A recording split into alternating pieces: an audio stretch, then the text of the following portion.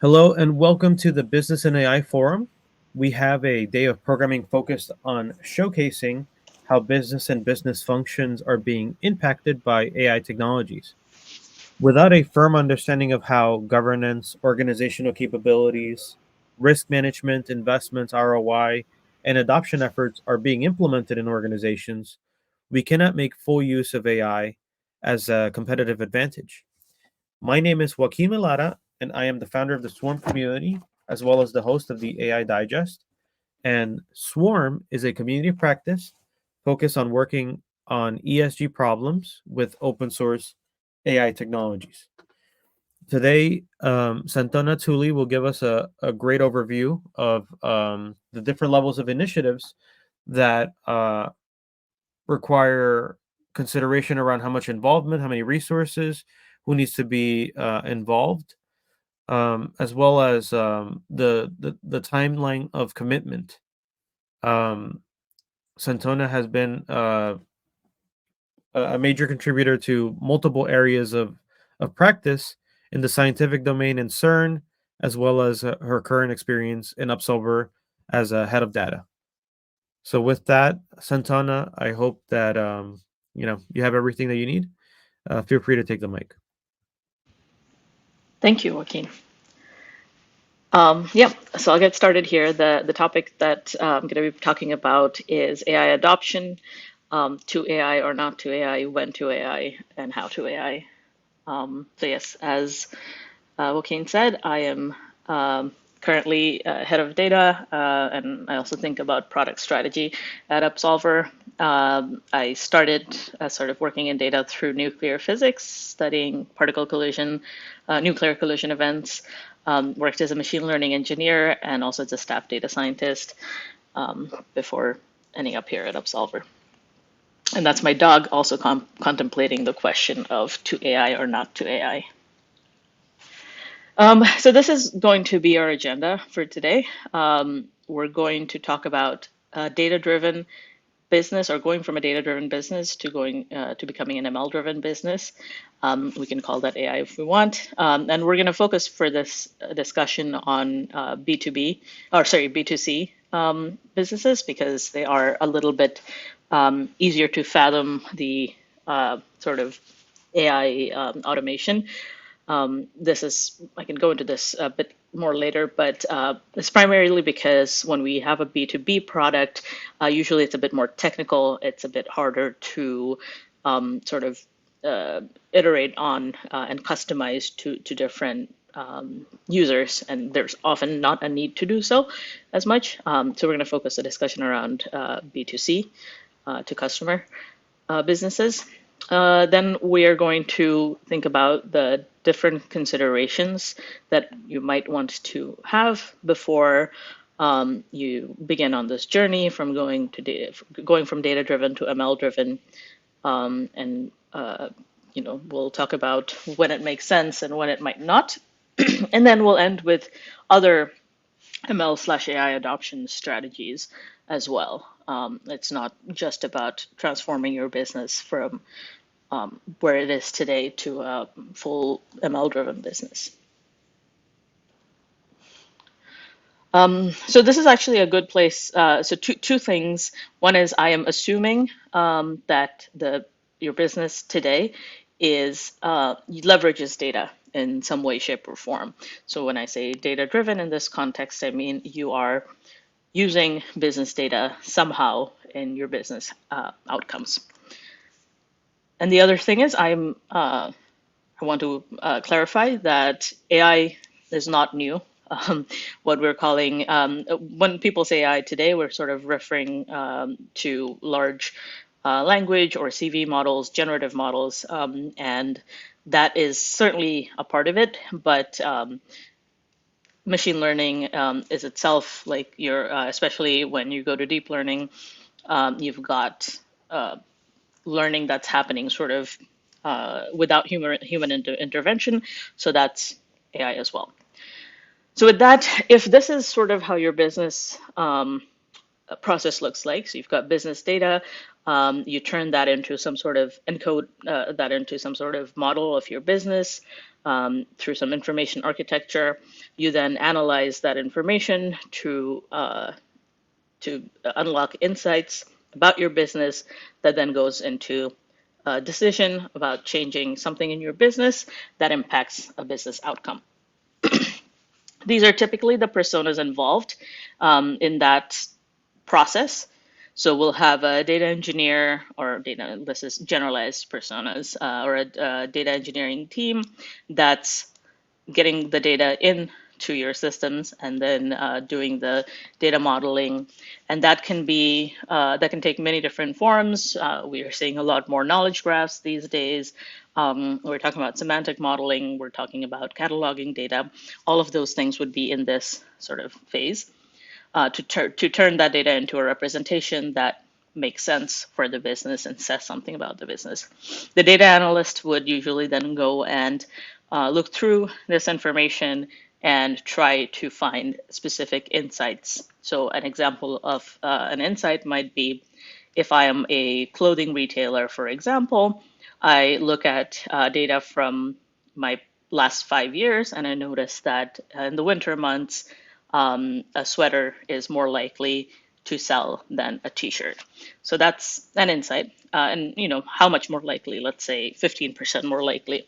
So then we take that insight and we want to impact the business decision with it. So we have a conversation with the business stakeholders, and then that turns into the decision. And usually at the final end of it, there is either an engineer that sort of goes in and actually makes the change to the UI or the application that impacts the business user, or in some cases, it's more of a curator that sort of takes that decision and evaluates it against the current business, and then gives the go-ahead for implementation. So if we're talking about automating this business process end to end, the first thing that we can sort of automate or replace with an algorithm is this portion where you're going from insight to decision. So I call this level one automation at level one. So here, the business stakeholder is making the decision to step back from the specific go no go between an insight and decision, because we're trusting our data architecture and data system enough to say, okay, if I'm seeing this increased sales of sweaters in winter months, then my decision should be to show more sweaters to my customers during those months. So we're sort of making that a direct automated process. The next thing that we can sort of algorithmically replace, augment, is the going from information to insight. And this is something we've been seeing, obviously, for decades, where we are incorporating some sort of so part of it is if our analysts are creating reports, dashboards, let's say, with insights, then an example of automating that would be to just put that on a schedule, and so that you're not having to run SQL queries on a regular basis. You sort of decide what the queries need to be, and then they run on a schedule. Another example would be to use an ML model, like a decision tree of some sort, and then go from the information to insight in an algorithmic way.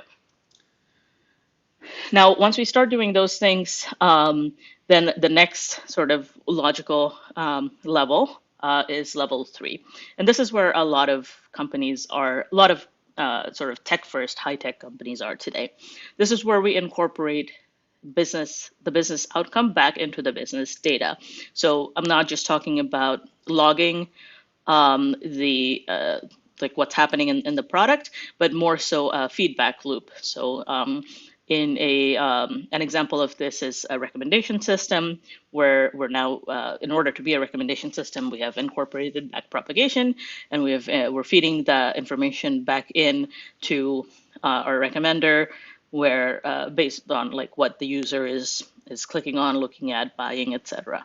So a more specific example would be a user gets on my platform, purchases a tent, and then my product decides to show a sleeping bag to the user next. So this is this level 3 is using machine learning or AI to, and it's doing it in an architected way. What that means is a machine learning engineer, a team of machine learning engineers and data scientists are designing how the algorithm make should turn the information into insights and then insights into decisions. And that's, as an example in this case, I've got a inventory based item matrix. I've got a user matrix. I'm looking at probability distributions of what you're going to buy. And then eventually that leads to the product is recommending a sleeping bag. And this is explainable. Architected learning is explainable in this sense. Like I'm looking at actual probability distributions. Okay, so companies, examples of companies at this level. There's obviously a lot more examples. I just wanted to pick a few for each. So Amazon Retail, for example, right? It is a recommendation system based product, and so they're at this level, and these are of course a little bit generalizations, and not like I'm not going deep into what they're currently doing necessarily, just what I understand them to be currently doing. So you've still got data engineers sort of doing the information architecture. You've still got engineers maintaining the actual application, but a lot of the product logic is happening within algorithms. The next step from there is going to automation level 4, where we are also automating away the engineer / curator part of the pipeline. So we're going directly from decision to business outcome. So as an example of this would be a config-based update to my product. It might be if I'm doing ranking using a recommender system to feed that directly into the product and what the user sees, as opposed to having like a second pass filter or a some sort of curator going and looking at what the system's recommending. So companies, and this is quite advanced. This level 4 is quite advanced. So some examples of companies might be Netflix, Spotify, where you're based on the music that you're listening to or what you're seeing, you're getting the next set of recommendations directly without a human in the loop. Some companies, some examples are like the algorithm is good, and sometimes we see that like, okay, that's not a perfect recommendation, or I wish it would recommend this other set of things. So it's somewhere. A lot of obviously tech first high tech companies are here, although fewer than are at level 3. But it is definitely uncharted sort of or new territory that we're definitely still getting better at. And then level 5 is sort of automating it all. So we're even algorithmically turning our business data into information, a business model. So this is where this is definitely one of the newer areas, especially with the large generative models that they've helped in this area. They are helping in this area, and there are new offerings coming out, new tools coming out today that help with this sort of automatic identification of new attributes in data and how they fit into the rest of the information architecture and incorporating that as well. So once you get to this stage, it's really this. It's an end-to-end, it becomes an end-to-end algorithm that fully automates what's in your product. And now this is what we would call an ML-driven business. So the algorithm changes the product. It learns from the business outcomes of that change, and then it changes the product again, and this iteration continues, and it self-adjusts, and it sometimes it overcorrects, and in an optimal world, you'd have this is a harmonic oscillator kind of thing. It eventually might settle. So this level 5, is where we're using deep learning, and that's when it becomes not explainable. Just in the pure sense of, well, you understand what the learning model architecture is, but you can't explain specific individual decisions that the algorithm is making. Um, so here it becomes more like the business is the algorithm, or it's interchangeable with the algorithm, and that's interfacing with the user directly, and it's going back and forth. It's a feedback loop.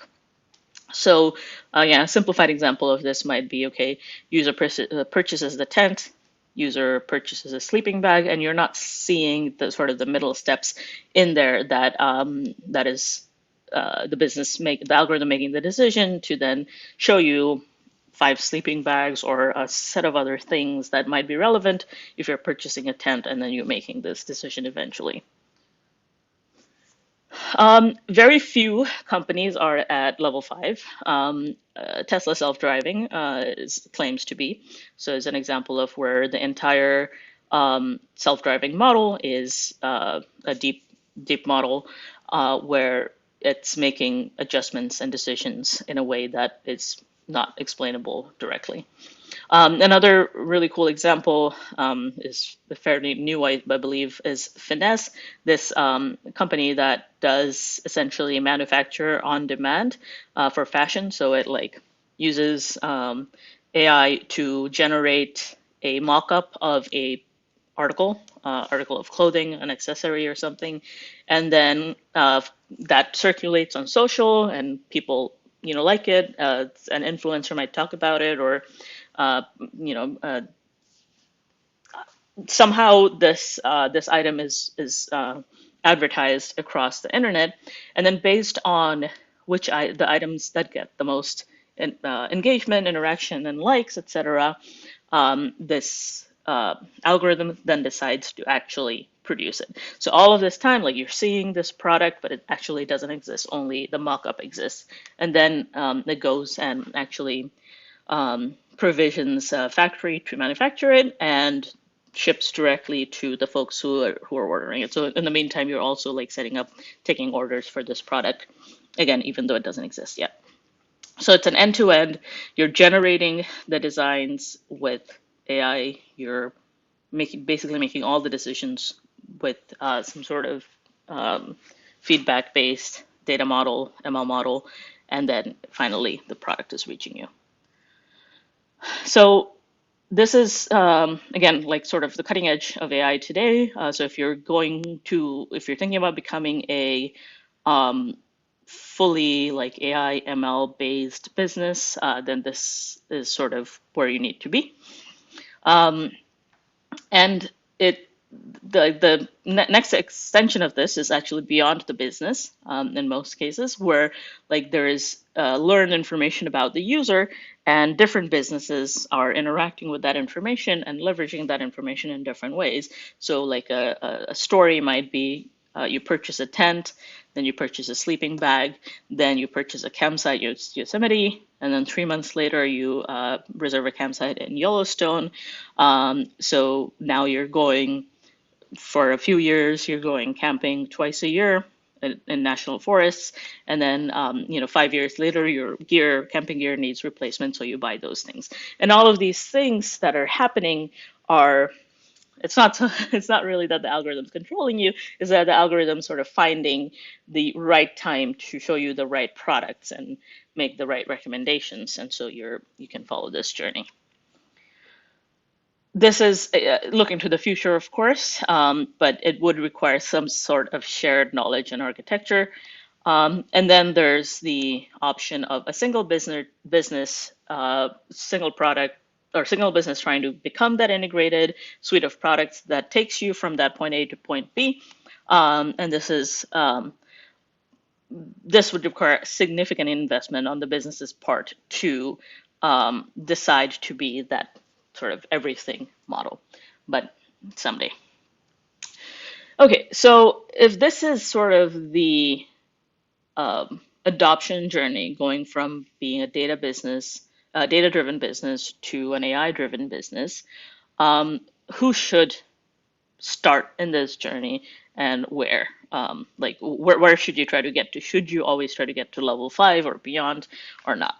So this sort of transition adoption is extremely expensive, prohibitively expensive.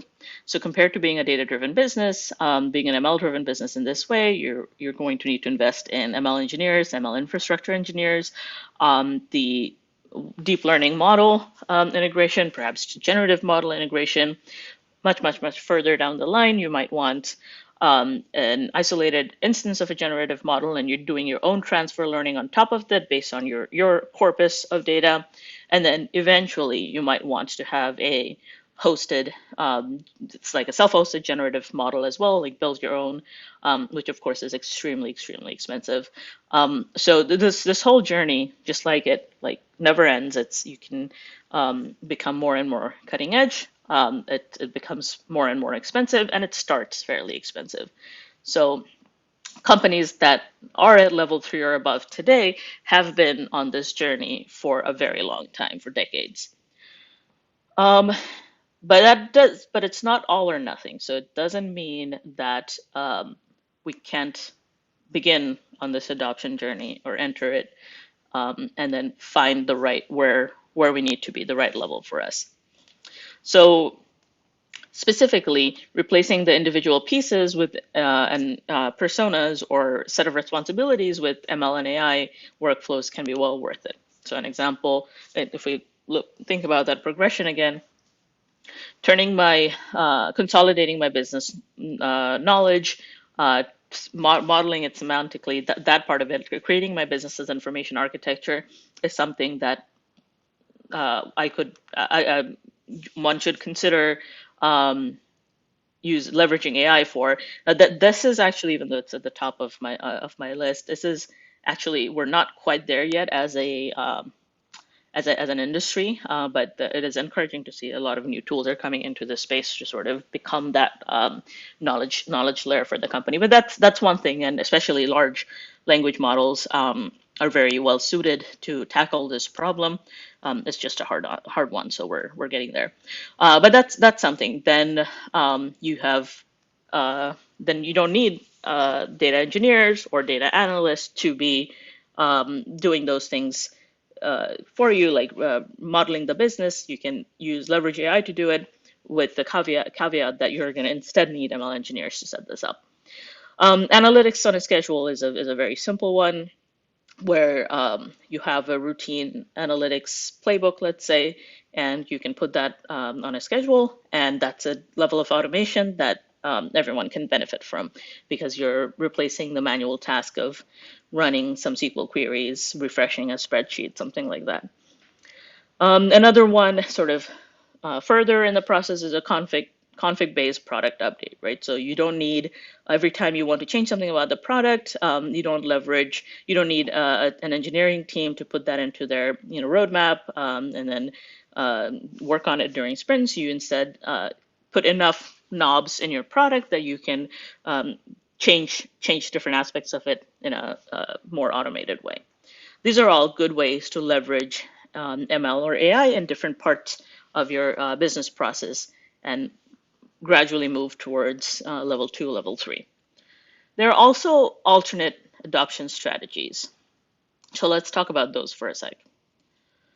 So one common one, or becoming common today, is user interface augmentation. So examples of this are GitHub Copilot, Snowflake Arctic, Databricks DBRX, and you'll immediately notice that these are actually the examples given here, and some other companies as well, are actually building their own large generative model. So it's definitely not a as a small company, this isn't exactly what you'd be looking to do, but the concept behind it, which is your user uses your product to do X, Y, Z, and they're coming into your product, let's say typing up SQL queries, and you can replace some of their work by creating an assistant for writing your SQL queries, or even just go from natural language to generating the SQL queries in the background yourself. And you don't have to make your own model. You can leverage an existing large language model to do this, as long as you feed it your information architecture into it in a prompt, in the prompt. And when you're doing so, you still have to consider the value add, because it simply might not be worth it. So as an example, so I work at Upsolver, and what we do is we auto-generate data pipelines from users' inputs within a wizard-driven experience or simple configurations. And we are able to auto-generate the pipelines with, it's algorithmic, of course, but we're not leveraging a generative model for doing this, because it is a finite set of, we're supporting a finite set of sources, a finite set of targets, finite set of transformations. So it's easy enough for us to automatically generate that algorithmically. So there is no need within our product to enable text to SQL, because it wouldn't have a real significant impact on our product. Another way in which we can leverage AI without going in the whole ML-driven company journey is to digitize our knowledge base. So again, this is slightly different from the business's information or the information architecture of our business data. Here I'm talking about sort of our documentation, our the user-facing knowledge base that exists. So this, by digitizing this, by automating this in some way, what we can do is we can facilitate natural language querying of our company's knowledge base. We can do customer service augmentation. So someone asks a question, or someone leverages the chat option and asks a question, and we can directly use a large language model to answer that with a very quick retrieval. This is again becoming quite popular and a good use of good way to incorporate LLMs. But again, we should always consider the value add. So how big is your user base and your knowledge base? Is it big enough to justify this integration? So let's not do integration for the sake of integration. Do you really need a ask blank assistant for your users to ask questions, or would just good documentation for your product suffice? What is the trade-off for you specifically based on your user and knowledge bases and the value that this would add to incorporate? I can also give another example here. So a few years ago, I used to work at a company called Directly. We were an NLP-based product. We were specializing in answering customer service, customer request questions. And part of that, what we were doing was, if we understood, so the first thing was a classifier for what the question is trying to ask. So we had an intent architecture for the different clients we were serving. And when a new question would come in, we would understand what the intent of the question was. Now, if it was a intent that we knew we could answer up quickly with a reference to a knowledge base article, then we would serve up that answer. So that's where it was more of a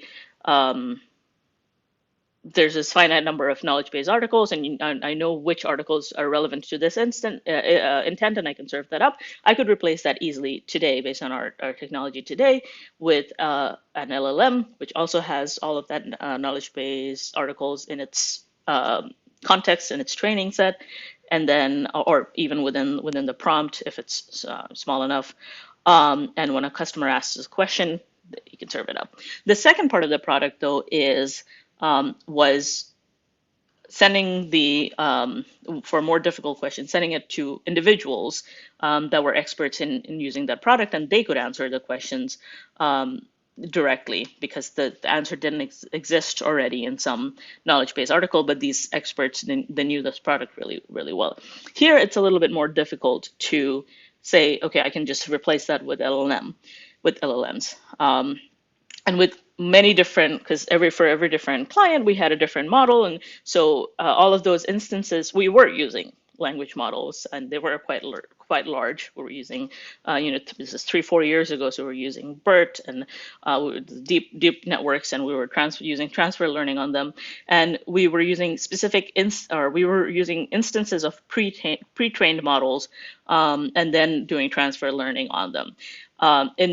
In today's in sort of the model architectures that we have today, it would be much more expensive to hold a big model instance in our own infrastructure and then do the transfer learning on that. So we'd probably do something slightly different where we keep the model hosted by whoever is providing it, and we do transfer learning some other way, or we just send as much information as we can in a prompt. There are multiple ways to do it, but the point being here that replacing part of the product would be an easy lift based on what we have today, but replacing the bulk of the product would be a much harder lift and wouldn't necessarily be worth it.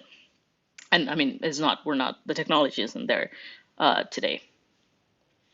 It's a bit of a bit of a tangent. This is my last sort of sector where you can include automation or AI into your product, and that's task simplification. And this is the one that I'm most bullish about.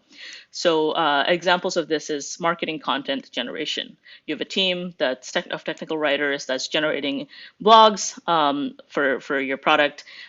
You can get the first draft of that written using a large language model, and it can write it well. Yes, there are hallucinations and there are isms characteristic of the different models, but as a first draft with sufficient context, the content can be quite good. And then you just have the person who's responsible for that article go and edit it and improve it before publishing it. Similarly, developer productivity tools. Your developer needs to write. I was talking to someone recently about this. It was like brought down like a multiple week workload, I think, to a few hours by getting the first draft written by code generation module. So again, these are a lot of the problems that we solve are somewhat repetitive and not always super creative. And even when they are creative, large generative models are sort of at the point now where they can be quite creative. So there's a lot of room here for just day-to-day task simplification and personal experience augmentation. So it's definitely worth at least adopting that aspect of it, of AI, where you buy a ChatGPT or similar subscription for your employees so that to make their workflows better. Yeah, that's my presentation. Santona, thank you very much for giving us a thorough and comprehensive view as to what are the different levels of automation and including machine learning AI algorithms in the mix of organizational operations. I think it was incredibly insightful to be able to see the different use cases as to where to apply these different techniques.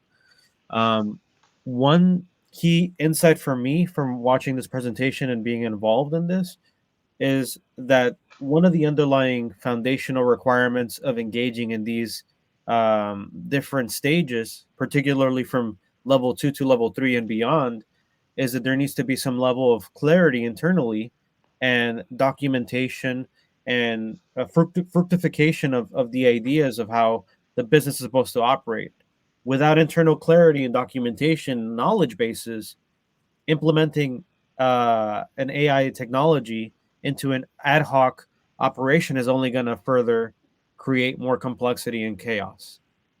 Right. Exactly. Couldn't agree more. You can't jump from level 1 to level 5. Is another way of putting it. You sort of have to make those take those steps, and they're not magical steps. You don't just say, "Okay, AI, come and do this for me." You have to think about how this fits into the workflow. And per step, it's kind of like a see, do, reflect, and then think: have I achieved the objectives of this step? Have I misstepped and I need to kind of recalibrate?